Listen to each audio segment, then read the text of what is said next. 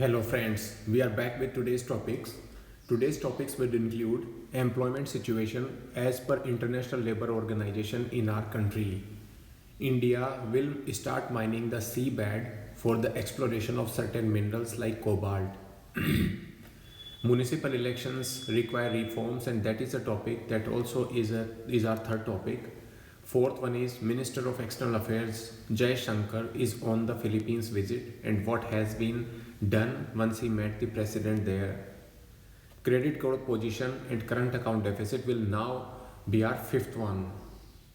So when we talk about the employment scenario in India,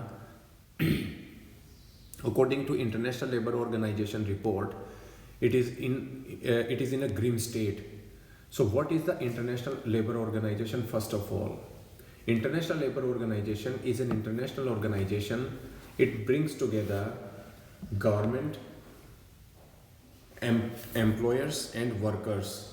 It is a United Nations agency. So it's a tripartite agreement. Tripartite means tripartite agency in the sense that it brings together government, it brings together the employers, and it brings together the workers.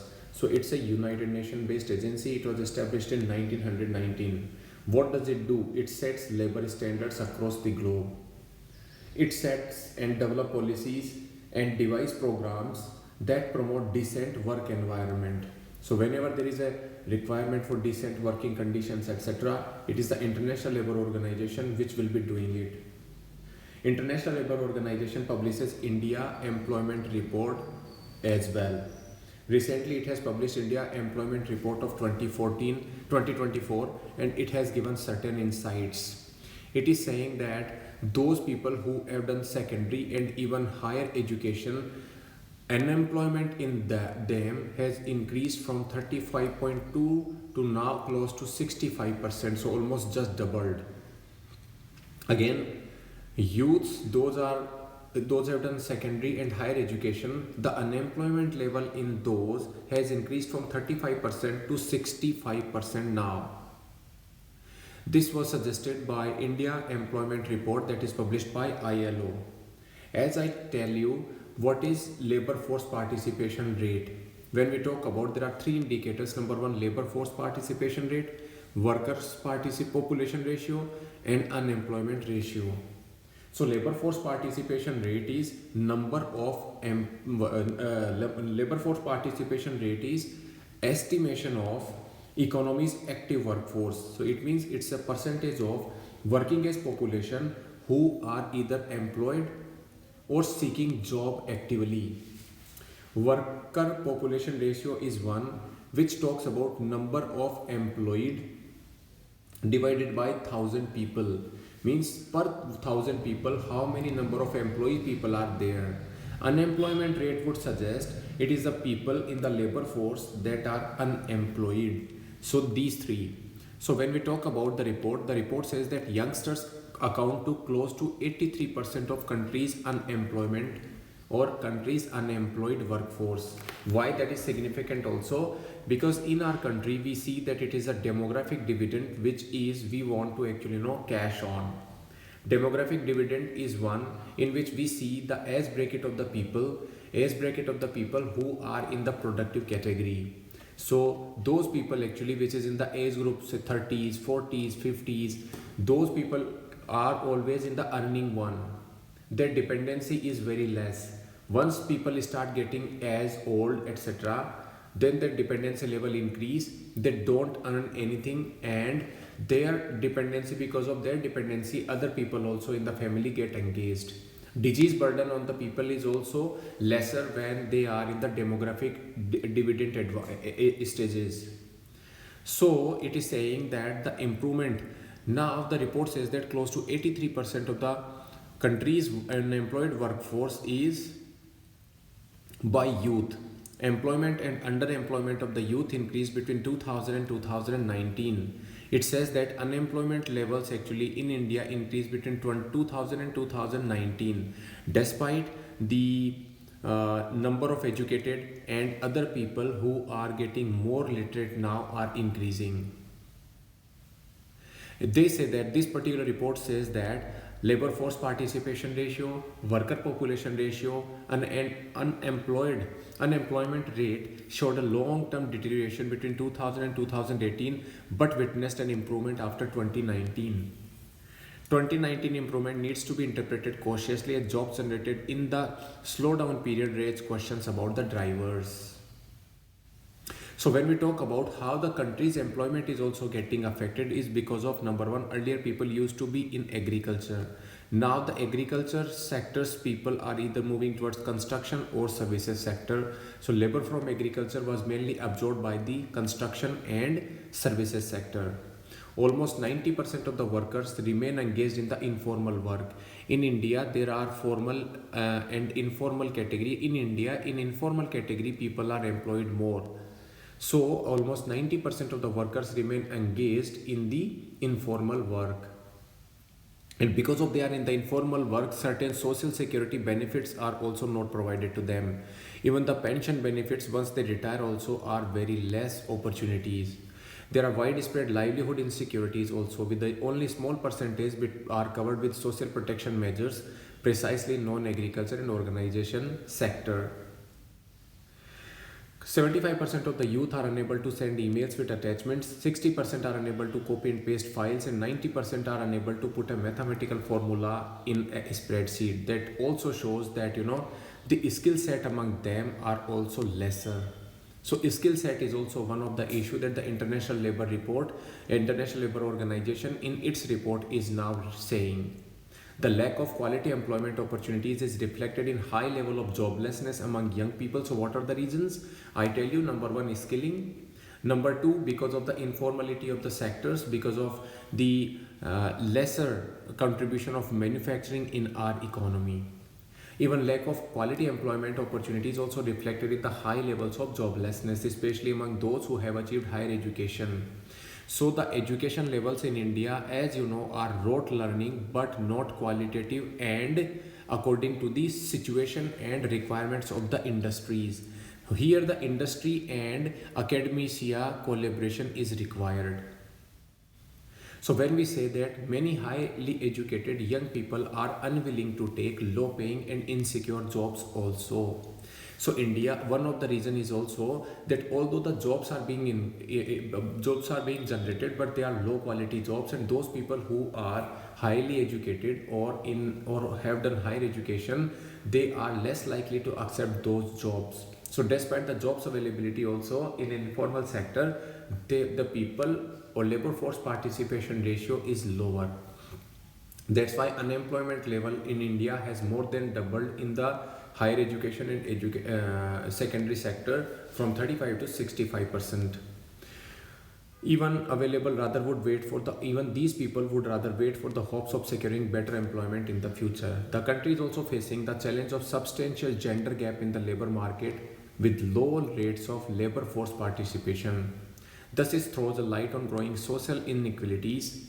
The report also said despite affirmative actions and targeted policies, the scheduled castes and scheduled tribes also still lag in terms of access. So these are the important findings of employment in International Labour Organization and about the employment situation in our country. We need to make sure that whenever we are writing either in the GS1, that is society, or in GS3 answers, you can always quote this data. Even while doing an essay on education, etc., why it should be industrial, why it should be and in even writing about the manufacturing sector, why manufacturing is important in India also, these kind of quotes can be mentioned there about International Labour Organization, because it's a United Nations based agency. So these reports are also valid and you can always quote them. The second topic is about sensing threat from China. India joins the race to mine sea patch. You see, India has applied to the International Seabed Authority. International Seabed Authority is basically an autonomous international organization that is established under the United Nations Convention on Laws of the Sea. United Nations Convention on Laws of the Sea treaty actually was done, number one, to facilitate the movement of ships across the ocean water. It was also created, that's why, the exclusive economic zone where the countries economic or mining potential will be are also done. So this is how the exclusive economic zone is also being identified, that is 200 miles, 200 nautical miles from the shores of that particular country. So UNCLOS is United Nations Convention on Laws of the Sea, and it created an autonomous international organization that is called ISBA, means International Seabed Authority. India has applied to the International Seabed Authority for rights to explore two vast tracts in the Indian Ocean seabed that are not part of its jurisdiction. So when these are not part of your jurisdiction, you have to apply to the International Seabed Authority for the permission to extract minerals. And why the application? Because you must know that China has invested so much in African states and Indian Ocean littorals also, that is, it has secured supply of the cobalt and rare earth material by that particular thing. Rare earth material are also required because of the new industrials like electricity, electric vehicles, or for mobile phone battery manufacturing and other industries which are in electronics or uses electronic and avionics. So that's why to secure this particular, and as you know, mobile based or laptop based or these kind of industries are going nowhere, are not going anywhere. So India has to secure this. India's dependency on China or other countries for continuous supply of materials also cannot be neglected. India's dependency will hamper if there is any supply chain disruption anywhere across the globe. If it does not have its own mines, or if it does not mine minerals those are found in certain geographies. You must have also seen that during the time of COVID, the mobile phone prices or other electronic based item prices increased. Why? Because of the chip based shortages, and chips also use rare earth materials. That's why it is a problem. Even India wants to become a manufacturing powerhouse, and to become manufacturing powerhouse, it has to secure mines from where the minerals are extracted. So rights to the ocean have already been claimed by Sri Lanka under a separate set of laws. And the application that India is trying to explore is in the cobalt-rich crust along FNSC Nictin Seamount AN. AN Seamount is a structural feature that is 400 kilometers long and 150 kilometers wide in the central Indian basin, located about 3000 kilometers off the India's coast. From an oceanic depth of about 4800 kilometers, it rises above 1200 kilometers from the sea level. So almost it is 4800 kilometers in the oceanic depth to close to 1200. So it is rich in minerals like cobalt, nickel, manganese and copper. And as you know, these are almost necessary for electronic based industry. For any actual contract extraction to happen, interested explorer, in this case countries, must apply first to the ISBA, as I told you. These rights are specific to the areas that are part of the open ocean. Countries claim sovereignty in those particular areas. About 60% of the world seas are open ocean, and these open oceans you can mine if you have the permission. However, another United Nations Convention on Laws of the Sea linked body, that is the Commission on the Limits of the Continental Shelf, which may decide on the limits of a country's continental shelf, may impede India's exploration ambitions. As I told you, countries have exclusive rights up to 200 nautical miles, because 200 nautical miles is the one where your exclusive economic zones are decided, and its underlying seabed from their borders also. Claims to the continental shelf do not extend beyond 350 nautical miles from their coasts. So why this news is important? As I told you, to do everything that are mentioned in these points. We now move to the third topic, and that is called the comprehensive reforms to the municipalities or municipal elections. As you know, the term urban governance in India signifies that the urban people, those are living in the urban areas, they are represented through their own elected officials. So that is the concept behind the urban type of government. When we talk about the urban type of governance in India, then there are different. We also implemented 74th Constitutional Amendment Act to add a new part 9A into our constitution. And with that, articles like 253P to 243P to 243 G were added in our constitution. With 74th constitutional amendment also, even 12th schedule was also added to our constitution. This 12th schedule of the constitution provides those powers which will be provided to the municipalities, although it's a different matter that these powers have not been either updated or properly provided by the states to the municipalities, and there are concerns about the municipal governance system in India because of that particular region also.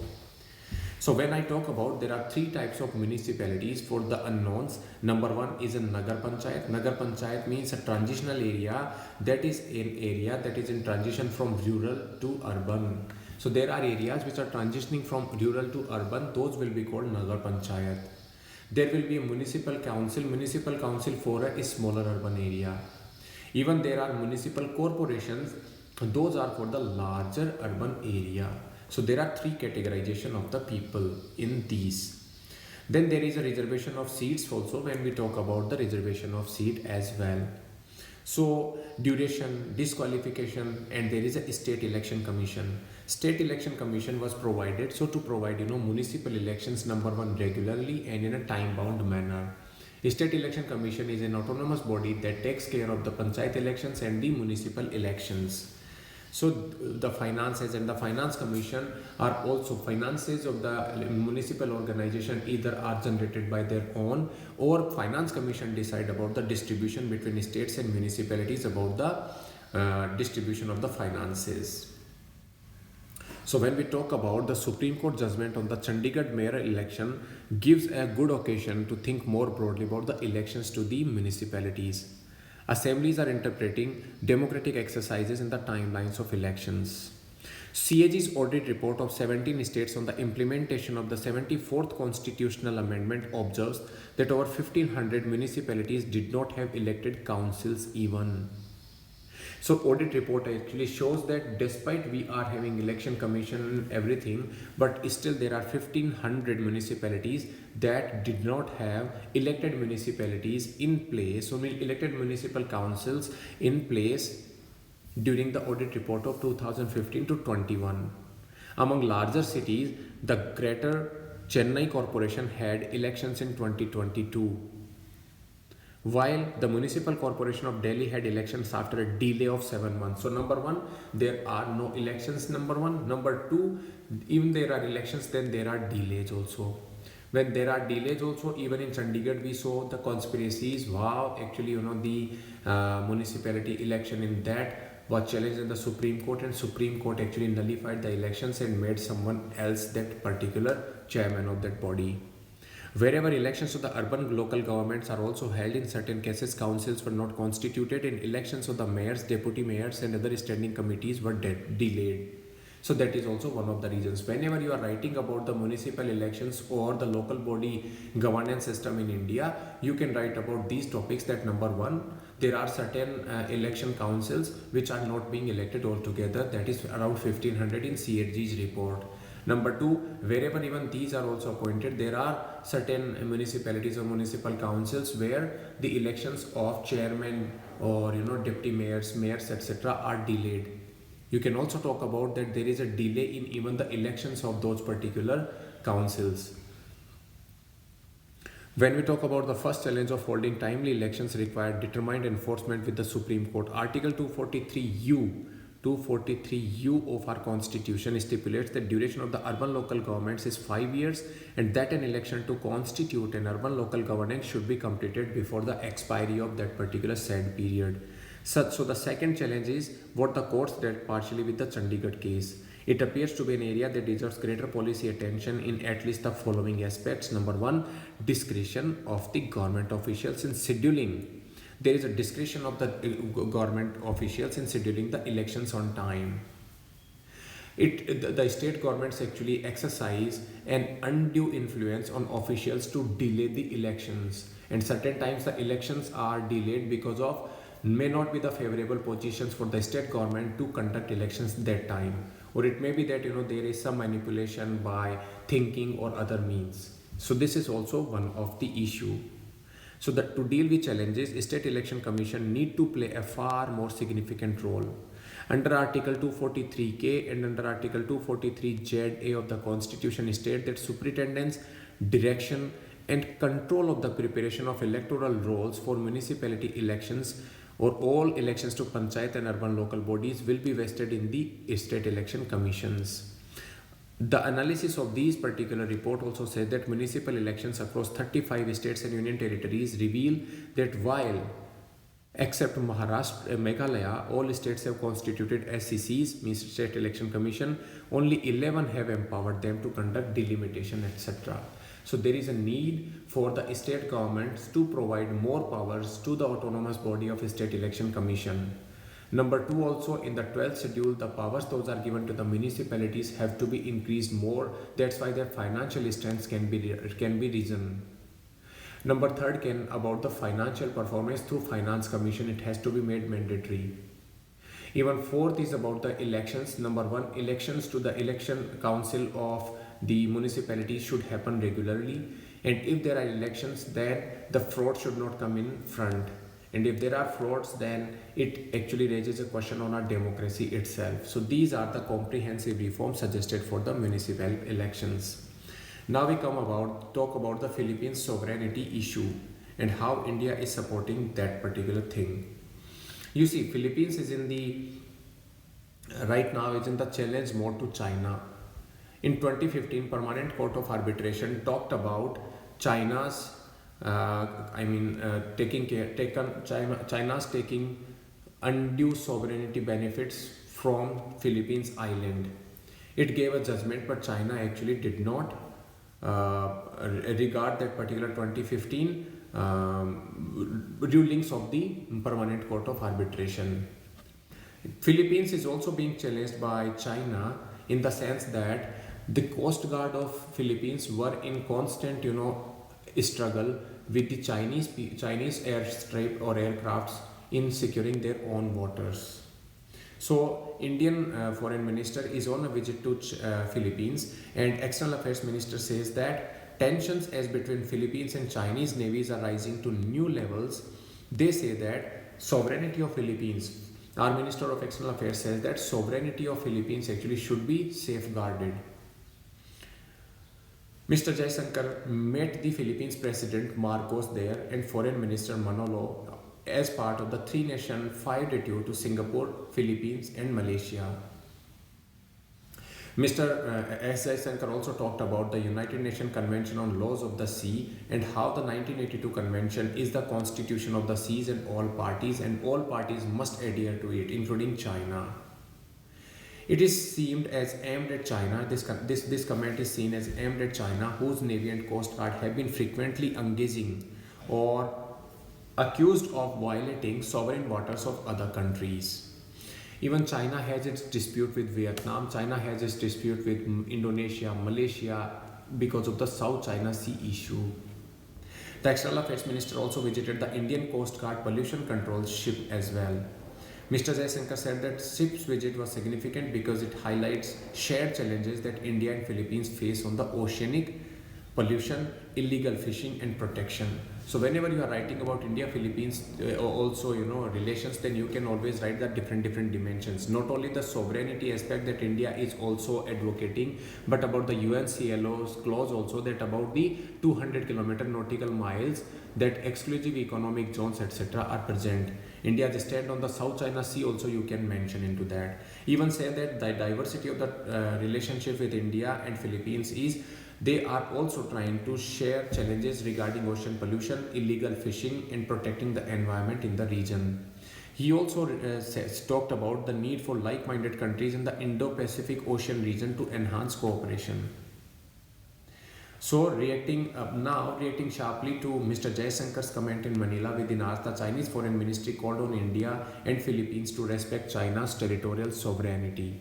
Why they say so? Because China treats most of the South China Sea as its own backyard. And any comment by Philippines or its friendly partners will definitely attract Chinese snub. So China has responded in this.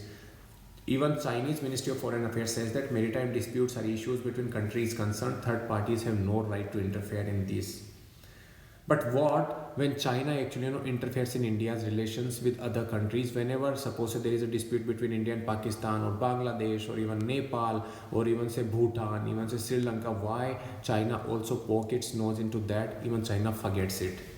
So during talks, Mr. Jaishankar said he discussed other areas of growing cooperation between India and Philippines, including trade, capacity building and digital infrastructure, regional issues including the Indo-Pacific, even Myanmar, Ukrainian war, cooperation in the common fora, including the United Nations and non-alignment movement. So these are the things about the India-Philippines and visit of our foreign minister to Philippines.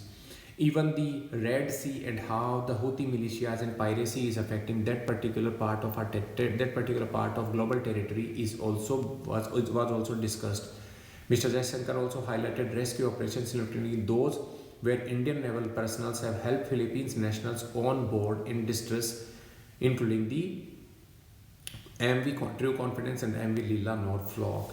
So how Indian Navy is also working as a net security provider role in the Indian Ocean region was also mentioned by S. Jaishankar. So this is wholesome about the India-Philippines relationship. Then comes about RBI's action to restrict credit growth. You see, RBI is a monetary policy authority. So monetary policy authority's main work is to not only do the employment in inflation control, but also provide credit facilities in our country. Credit growth is measured whenever we talk about the credit growth. So credit growth is measured as annual percentage change in the total outstanding loans. What is this? It is the annual percentage change in the total outstanding loans of individual banks. The more loans they provide, better will be the credit growth. Lesser loans they provide, lesser will be the credit growth. And how the credit growth was also affected by the way that whenever the interest rate in a particular economy are brought down by the RBI, when the inflations are under control, at that time the credit growth actually may rise because of the lesser interest rates. But when the interest rates in an economy are on an upper path because of the say high inflation etc., at that time the credit growth in the economy can go down because of the loan profile of the banks will certainly reduce. So RBI's actions are right now doing that particular thing. RBI actions say that credit growth in India or the other banks are saying that credit growth in India can be a big thing. When we talk about it, the spate of tough regulatory actions from Reserve Bank of India to rein in the lenders over exuberance, enhance compliance culture. So what affects also, you see, one reason to affect credit growth is this, where RBI directly does by creating the interest rate cycle or what is the interest rate prevailing in an economy, that also affects the credit growth. Another factor that affects the credit growth is maybe RBI certain times increase the compliance burden on the banks or other financial entities. Even certain times RBI tries to rein in the lenders over exuberance. Over exuberance in the sense that when RBI sees that credit growth in an economy is on an upswing, and that too in an unnatural manner, that time also RBI can rein in the lenders exuberance, because certain times the exuberance can also witness the non-performing accounts, so non-performing assets NPA problem. So enhanced compliance culture, lenders exuberance rein in by RBI, and customer safeguard customers would raise the cost of capital and moderate loan growth from 14% from 16% last year. It has been said by S&P, Standard & Poor Global Rating Agency. Regulators' actions reflect a serious commitment to improve governance.